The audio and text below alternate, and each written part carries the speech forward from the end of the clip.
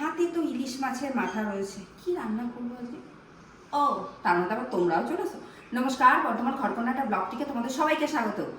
হাতে দেখছো ইলিশ মাছের মাথা, কি রান্না করা যায় বলো তো? আর তোমরা একটু ধারণা করো কি রান্না করতে পারি এটা দিয়ে।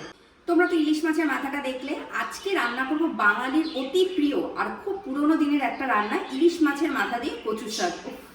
আশা করি শুনেই তো তোমাদের জিভ দিয়ে জল চলে আসছে, যদিও আমারও তো আসছে। আর হ্যাঁ, আর নারকেল চিংড়ি দিয়ে কচুর শাকের রেসিপিটা আমার চ্যানেলে আছে, তোমাদের দরকার হলে তোমরা একবার দেখো। তো চলো উপকরণগুলোর সাথে পরিচয় করে দিই, চলে আসো। এখানে রয়েছে কচুর শাক, আমি শুধুমাত্র অল্প কটা কাঁচা লঙ্কা দিয়ে সেদ্ধ করে রেখে দিয়েছি এখানে, আর কিন্তু নুন বা হলুদ বা অন্য কিচ্ছু দিইনি। লাগছে এখানে তেজপাতা, কালো জিরে, সর্ষের তেল, নুন, গোটা ধনে, কাঁচা লঙ্কা আর অতি অবশ্যই ইলিশ মাছের মাথা। তো চলো রান্নাটা শুরু করা যাক। প্রথমে কড়াইতে তেল দেবো, সর্ষের তেল। কড়াইটা গরম হয়ে গেছে, এবার আমি এখানে সর্ষের তেল দিয়ে দিচ্ছি।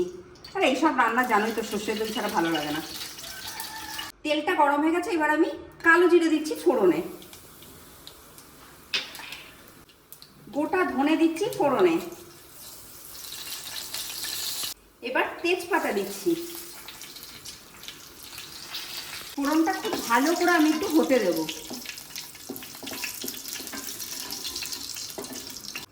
এবার আমি ইলিশ মাছের মাথাগুলো দিয়ে দিচ্ছি।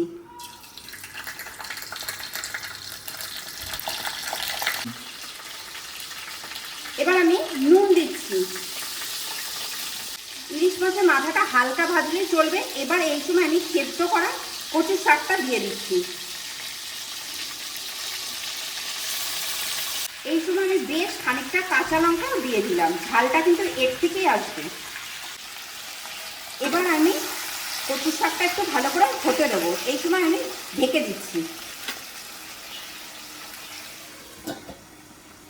তো চলো দেখি কতটা সেদ্ধ হয়েছে। ও বাবা, কচুর শাকও ভালোভাবে মজে গেছে মাথাটার সাথে।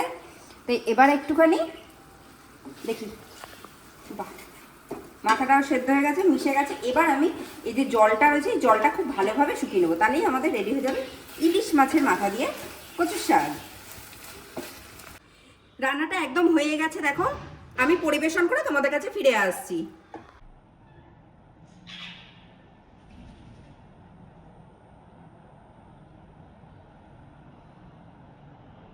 আজকে রান্নাটা তো হয়ে গেছে, কিছু তো বলার নেই এই রান্নাটা নিয়ে যে কেমন বা কি হতে পারে। এটা তো একদম শুধুমাত্র জাস্ট গরম ভাত লাগবে, আর কিছু লাগবে না। তো আজকের রেসিপিটা, আজকের রান্নাটা যদি তোমাদের ভালো লেগে থাকে, তোমরা অতি অবশ্যই আমার চ্যানেলটা সাবস্ক্রাইব করো, শেয়ার করো, লাইক করো, প্রচুর প্রচুর কমেন্ট করো। আমি আসি, খেতে হবে এটা গরম ভাত দিয়ে। আজকাল বেশি কথা বলতে পারছি না, আমি চললাম।